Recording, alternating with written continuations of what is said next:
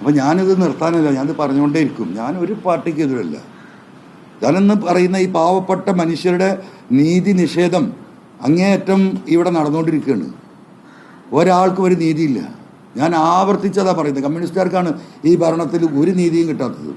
അത് കഴിഞ്ഞാൽ ഇവിടുത്തെ ന്യൂനപക്ഷങ്ങൾക്കാണ്. അവരെ ചേർത്ത് നിർത്തി ഈ പോരാട്ടം ഞാൻ നയിക്കും. ഞാൻ പറഞ്ഞില്ലേ, ആരാണ് വരുന്നത്? നിലമ്പൂരിൽ ഞാനൊരു ജീപ്പ് കെട്ടിയതിൻ്റെ മുകളിൽ കയറി എന്ന് ഞാൻ പറയും. അത്രേ പറയുന്നുള്ളൂ. 16 മണ്ഡലങ്ങളിൽ ഞാൻ പ്രസംഗിക്കാൻ പോവാം. 16 മണ്ഡലങ്ങളിലും ഒരു ഒരു ഒരു ഒരു മഹീന്ദ്ര ജീപ്പിൽ 2 മൈക്കും കെട്ടിയിട്ട് പണ്ട് ഈ ലോട്ടറി വിൽക്കുന്നവനെ വിളിച്ചു പറഞ്ഞു നടക്കൂലേ, അതേപോലെ നടക്കാൻ പോവുക. ഒരാളും വരണ്ട. എന്നിട്ട് ആളുണ്ടെങ്കിൽ മതിയെന്ന്.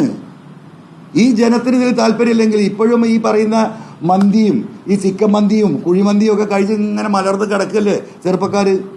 എത്ര ദിവസം കിടക്കും? കിടന്ന സ്ഥലത്ത് പല സ്ഥലത്തും കണ്ടല്ലോ.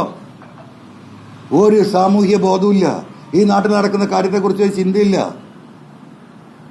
അവരെ ഒന്ന് തട്ടി ഉണർത്താൻ പറ്റുമെന്ന് ഞാനൊന്ന് നോക്കുന്നു. ഇപ്പം മലപ്പുറം ജില്ലയിലൊക്കെ ഐസ്ക്രീം പൊരിച്ചാൽ കഴിക്കുന്നത്. മനസ്സിലായി? എല്ലാം തിന്ന് കഴിഞ്ഞു. ലോകത്തെവിടെയും കേട്ടിട്ടുണ്ടോ ഐസ്ക്രീം പൊരിക്കാൻ?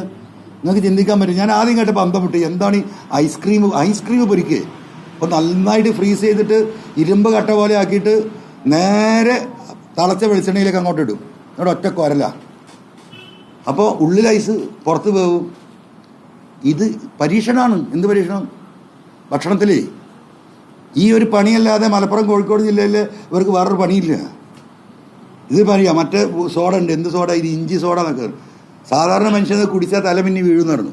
അത് കൂടല്ലൂരാ കിട്ടുകയാണ്. അവിടുന്ന് വണ്ടി വിടുക. ഏതാ സോഡ കുടിക്കാനേ കൂളിംഗ് ഗ്ലാസും വെച്ചിട്ട് പോവാണ്.